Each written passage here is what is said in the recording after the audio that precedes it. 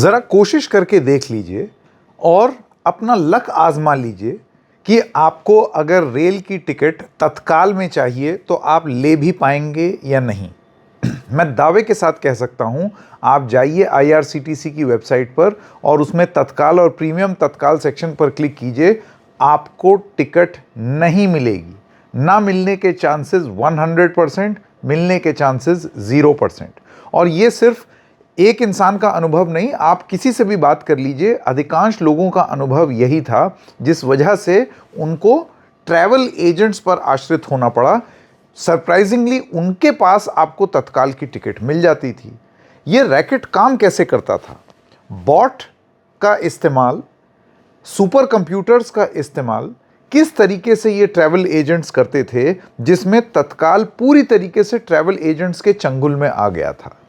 और ताकि वो पकड़े ना जाएं, ताकि ये ना साबित हो जाए कि ये कोई ट्रैवल एजेंट है और वो एजेंट अपने आईडी से कर रहा है, कैसे ये ट्रैवल एजेंट्स उसका भी एक तोड़ निकाल रहे थे और अपना मन मुताबिक ओवर प्राइसिंग कर रहे थे। इन सारी चीज़ों को रोकने के लिए, इस तत्काल स्कैम को आइडेंटिफाई करके रोकने के लिए अब एक Aadhaar based authentication system Indian railways लेकर के आई है। लेकिन क्या ये तत्काल टिकट को मुहैया कराने में कारगर सिद्ध होगा या इसको भी पार पा जाएंगे अलग अलग तरीके के एजेंट्स? क्योंकि उनका तो दिन भर काम ही यही है, वो कोई और लूपहोल निकाल लेंगे। ये पूरा मामला क्या है, आइए समझने की कोशिश करते हैं। नमस्कार, मेरा नाम है संकेत उपाध्याय और आप देख रहे हैं इशारों इशारों में। तो सबसे पहले आपको ये बता दूं कि जब ये खबर आई तो इसको लेकर के हमने तमाम लोगों से भी बात की, हमने ट्रैवल एजेंट से भी बात की और एक ओवरऑल पिक्चर आप तक लेकर के आ रहे हैं कि एग्जैक्टली होता क्या है।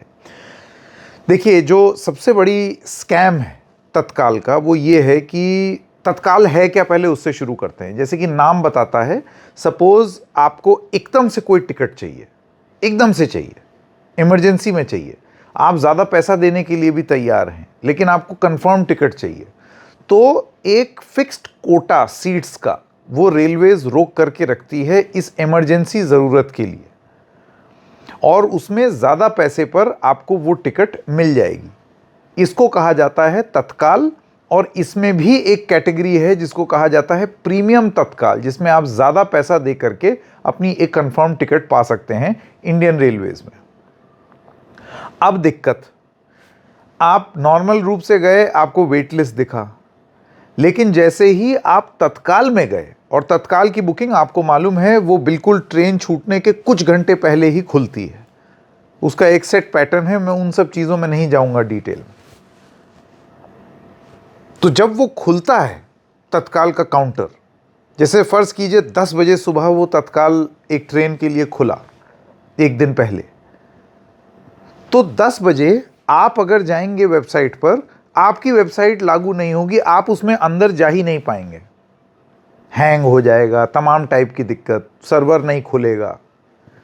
लेकिन जब तक वो नॉर्मल होगा, उतनी देर में 1 मिनट के अंदर अंदर, 10:03 या 10:04 के अंदर अंदर जब आप फाइनली उसमें एंट्री पाएंगे, तब आपको पता चलेगा कि सब तत्काल बिक गई। और आप ये सोचेंगे कि ये कैसे हो रहा है भाई, सारी दुनिया मुझसे फास्ट हो गई। इस कॉन्सेप्ट को कहा जाता है स्कैल्पिंग, स्कैल्प टिकट। इसका मतलब ये है कि कोई बैठ करके एक कंप्यूटर के सॉफ्टवेयर के तहत उसने 10 बजे आदेश दिया हुआ है अपने कंप्यूटर को कि फलानी फलानी टिकट पहले से ही ब्लॉक कर लेना, उसको ज़रूरत नहीं भी है फिर भी ब्लॉक। अब ये आप कैसे कर सकते हैं? और जैसे कि मैंने आपको बताया, आज तमाम ट्रैवल एजेंट से बात की और उन्होंने बहुत सारी चीज़ें बताई। फ़र्ज़ कीजिए आप खुद से करना चाह रहे हैं और नहीं कर पा रहे हैं, अब आप दुखी हो गए, आप थोड़ा सा पैसा ज़्यादा दे करके तत्काल की टिकट चाहते हैं। तो एक तो होती है रेलवेज़ की तत्काल की फ़ीस, और उसके बाद बहुत सारे ऐसे ट्रैवल एजेंट्स आ गए हैं जिन्होंने 1.5 2 लाख रुपए के हैवी प्रोसेसर वाले कंप्यूटर खरीद लिए। और वो इसलिए खरीदे ताकि जल्दी से जब वो वेबसाइट क्लिक करें और उस पर अपना सॉफ्टवेयर चलाएं तो वो वेबसाइट जल्दी से खुले, लैग ना हो, उतनी देर में दिक्कत ना हो। और ये सारी सेटिंग उनकी IRCTC के अंदर भी होती है कि उनको कुछ फलाने आईडीज़ को रियायत मिल जाए। मैं आपको बता रहा हूँ ये चीज़, और ये एक ट्रैवल एजेंट से ऑन रिकॉर्ड नहीं आना चाहते, लेकिन उनका ये कहना है कि ये बहुत सारे और ट्रैवल एजेंट्स करते हैं, यही सेटिंग होती है उनकी। तो एक तो बहुत बड़ा सा कंप्यूटर ले लिया, जो महंगा वाला, जो तेज़ चलता है, जिसमें रैम भी बहुत है, रोम भी बहुत है, जिसकी स्पीड बहुत तेज़ है प्रोसेसर की, तो आपने वो कंप्यूटर लिया। हाई स्पीड इंटरनेट अगली चीज़ जो ये ट्रैवल एजेंट्स लेते हैं, एकदम तेज़ इंटरनेट 1 Gbps या 500 Mbps ऐसी स्पीड वाला आपने, कम लेटेंसी वाला जिसमें वेबसाइट जल्दी से खुले, वो आपने ले लिया। अब इसके बाद वो बनाते हैं बॉट्स, फेक आईडी, जिससे वो करते हैं बुकिंग। मान लीजिए मुझको एक टिकट चाहिए, तत्काल में चाहिए, मैंने अपनी वेबसाइट खोली, उसमें नहीं हो रहा है, लेकिन मैं ये जानता हूं कि ट्रैवल एजेंट्स कर लेते हैं किसी तरीके से। तो ये ट्रैवल एजेंट जो IRCTC का जो पैसा है जो एजेंट्स को जाता है, उसके ओवर एंड अबव एक ज़्यादा प्रीमियम पैसा ले करके, और ये पैसा कहीं अकाउंटिंग में नहीं आएगा, ये पैसा संभवतः कैश या UPI से आपको दिया जाएगा, आप दे सकते हैं, और ये भारी अमाउंट होता है। लेकिन ये ट्रैवल एजेंट ये कहेगा कि तत्काल में मैं टिकट दिलवा दूंगा, तो ज़्यादा पैसा उसने ले लिया आपसे एक टिकट पर, ये IRCTC के दाम नहीं है। अब वो अपने आईडी से करेगा, तब तो IRCTC को पता चल जाएगा। एजेंट्स, जैसे हम लोग इंडिविजुअल्स हैं, ऐसे ही एजेंट्स भी होते हैं, तो एजेंट्स का आईडी अगर इस्तेमाल करके वो ये सारी चीज़ें करेंगे, तो वो पता चल जाएगा कि ये टिकट इस एजेंट ने बुक की है। तो बुकिंग करने के एक दिन पहले वो बनाते हैं एक फर्जी अकाउंट, एक ब्रांड न्यू अकाउंट IRCTC का, कि ये एक नया अकाउंट है, ये हमने बना दिया। और फिर सुबह 10 बजे जैसे ही काउंटर खुला, उसी अकाउंट से आपकी एक टिकट बुक कर दी। यहां आप अपने घर में वेबसाइट खोलिए, कुछ हो ही नहीं रहा है, वहां उतनी देर में उसके सुपर कंप्यूटर ने, जिसमें उसने निवेश किया है, उसने ये सारी चीजें कर ली। सॉफ्टवेयर में बॉट्स इस्तेमाल करना, सारी चीजें करके, मतलब बटन प्रेस करके, ताकि जल्दी से एग्जीक्यूट हो जाए। इन्हीं सब चीजों का पता, क्योंकि ये एजेंट्स इंडिविजुअल्स बन के काम कर रहे थे, इसको आप कैसे रोकेंगे? ये बहुत ज़्यादा बढ़ गया, सभी ये काम करने लगे, और जिसका ज़्यादा अच्छा कंप्यूटर और इंटरनेट था, वो उतना ज़्यादा पैसा अपने ग्राहकों से लेता था, और ये सारी चीज़ अंडर हैंड होती थी। ग्राहक भी खुश कि चलो मैं पैसा तो दे रहा हूँ, ओवर चार्जिंग हो रही है मेरे साथ, लेकिन टिकट तो मिल रही है, मैं तो कभी ना कर पाता। ये बात हो गई। अब इन सब चीज़ों का संज्ञान, और यही है आपका पूरा तत्काल और प्रीमियम तत्काल स्कैम जो एजेंट्स के माध्यम से चल रहा था। एक तो वो ब्लैक मार्केटिंग कर रहे हैं टिकट की, और दूसरी चीज़ वो ओवर प्राइसिंग कर रहे हैं। ब्लैक मार्केटिंग इस तरीके से कि स्कैल्प टिकट ले लेंगे और उसके बाद फिर वो ट्रांसफ़र कर देंगे, और दूसरा कि वो आपके लिए एक आईडी क्रिएट करके आप ही की टिकट बना देंगे तत्काल और प्रीमियम तत्काल की, और उसके लिए आपसे भर भर के ओवर प्राइसिंग आपसे पैसा लेंगे। ये उनका कमीशन होगा जो गिनती में नहीं होगा। इन सब चीज़ों को लेकर के इतनी शिकायतें इंडियन रेलवेज के पास आई कि अब एक कदम उठाया गया है, और वो कदम है आधार बेस्ड तत्काल टिकट रोल आउट सिस्टम। यानी कि आधार वेरिफिकेशन ज़रूरी होगा। जो आईडी ये टिकट बुक कर रहा है और जिसके लिए टिकट बुक हो रही है, दोनों आधार ऑथेंटिकेटेड होंगे।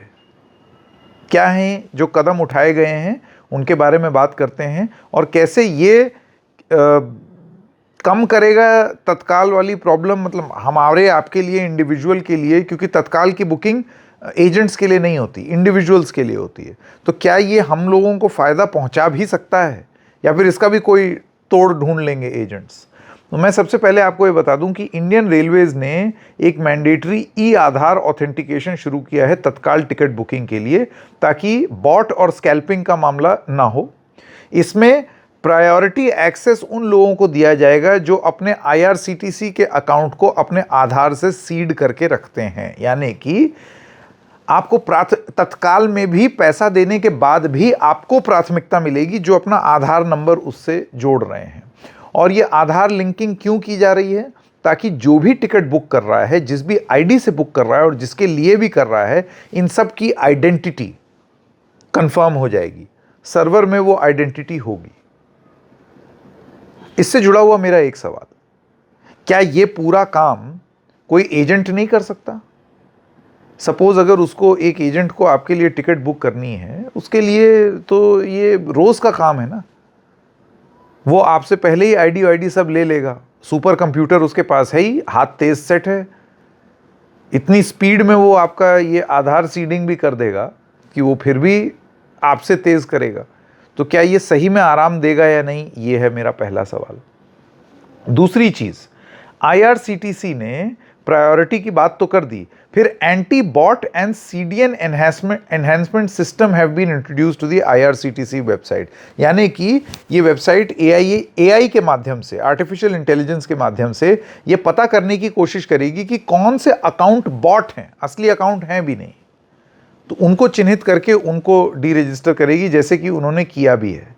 जैसे कि बहुत भारी भरकम अमाउंट ऐसे अकाउंट्स हैं जिनको डीएक्टिवेट किया है। आपको ये बताते ये जानकारी अब उपलब्ध भी है। सीडीएन का मतलब होता है कंटेंट डिलीवरी नेटवर्क।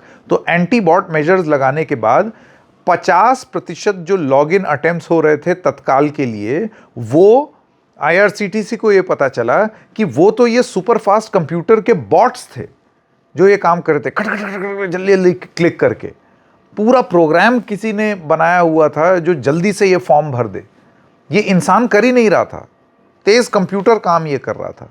तो ये पता चल गया कि इसमें से 50% ऐसे अकाउंट थे जो तो बॉट्स थे, आप और हम जैसे लोग थे ही नहीं। बॉट्स का मुकाबला आप और हम कैसे करेंगे भाई, वो स्पीड कैसे लाएंगे? नंबर 1। अब क्योंकि ये अपग्रेडेशन हुआ है, इसकी वजह से इन बॉट्स की संख्या नीचे गई है। आईआरसीटीसी का ये कहना है और भारतीय रेलवे का ये कहना है कि 2.5 crore suspicious user IDs have been deactivated. 2.5 crore फर्जी आईडी, इतना तगड़ा स्कैम चल रहा था इस देश में। 2.5 करोड़ फेक आईडीज, तड़ातड़ बॉट्स तत्काल टिकट और नॉर्मल टिकट सब लिए दे रहे हैं। आपका और हमारा खुद से टिकट बुक करने का तो नंबर आएगा ही नहीं। 2.5 करोड़ बॉट जो लगे हुए हैं, ये एक फिगर पता चला। इसके अलावा आपको ये भी बता दें कि Indian railway set a new record of 31,814 tickets in just 1 minute. और ये कब हुआ? जब ये बॉट्स वगैरह को हटा दिया गया सिस्टम से, ये नॉर्मल इंसान की बुकिंग होनी शुरू हो गई। इसके अलावा ये भी बोला गया है कि अब ये जो आधार वेरिफिकेशन होगा, इसमें अगर कोई ट्रैवल एजेंट पकड़ा गया तो बहुत तगड़ा फाइन हो सकता है। वो जो लाइसेंस है जो इनको मिलता है ट्रैवल एजेंट्स को, वो भी हटा दिया जाएगा। अब इससे जुड़ा हुआ एक सवाल ये आता है, और ये महत्वपूर्ण सवाल है, कि क्या हो अगर एक इंसान, सपोज मुझे तत्काल चाहिए, मैं नहीं कर पा रहा हूँ, एजेंट का तो हाथ बैठा हुआ है, एजेंट अपने आईडी से भी नहीं करेगा, लेकिन सुबह तत्काल टिकट दिलाने के लिए वो मेरे नाम पर एक आईडी क्रिएट कर दे, आधार बेस्ड क्रिएट कर दे, ताकि सब जेन्युइन लगे, और फिर मेरे लिए ही एक टिकट खरीदे जिसमें भी मेरा आधार डाल दे। तो टेक्निकली वो आईडी भी मेरा है, उसमें आधार मेरा है। कल को इंक्वायरी हुई तो मैं बोल दूंगा हाँ जी मेरा आईडी है, मैं गया था, मैंने ट्रैवल किया था, हालांकि वो काम एक एजेंट ने किया। टिकट भी जो इशू हुई उसमें भी आधार सीडिंग हो गई, वो भी मेरा। ऐसे में ट्रैवल एजेंट्स को हमेशा एक एज नहीं होगा, क्योंकि उनका सुबह शाम काम ही यही है। और फिर वो लोगों से दोबारा ओवर चार्जिंग नहीं करने लगेंगे, बिल्कुल उसी तरीके से जैसे वो अभी ओवर चार्जिंग करते हैं। कुछ कुछ केसेस में 500-500 रुपए लेते हैं पर टिकट। तो ये ओवर चार्जिंग वाली दिक्कत क्या तब भी नहीं होगी? इसको लेकर के जब ये सवाल पूछा गया तो अब एक जवाब जो रेलवेज की तरफ से आया है वो ये है कि unverified users will now have to wait 3 days after registration before they can book opening ARP तत्काल और premium Tatkal tickets, giving Aadhaar authenticated users a clear edge. यानी कि अगर आपको एक देर रात सूझी कि मुझे जल्दी से तत्काल की टिकट चाहिए, तो अब आपको 3 दिन इंतजार करना पड़ेगा वो तत्काल ऑप्शन आपके लिए खुलने को। और अगर आपने अपना आधार डाल दिया तो जाहिर सी बात है वो आपको एक एज मिल जाएगी, आपको वो ऑप्शन मिल जाएगा कि आप तत्काल टिकट ले लें अपने लिए।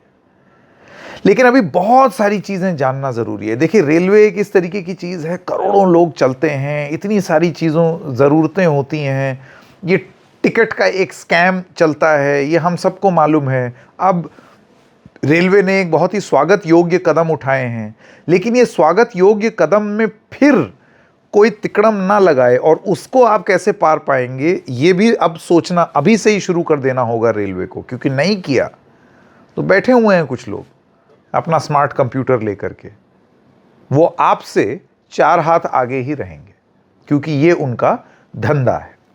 एक चीज़ और जो एजेंट्स कह रहे थे, अब पता नहीं है सच है या नहीं, उनका ये कहना है कि IRCTC ने जो एजेंट्स की फीस है आधिकारिक रूप से जो आप ले सकते हैं, वो सिर्फ 40 रुपये रखी है। 40 रुपये आप 1 टिकट करवाएं या 10 टिकट करवाएं।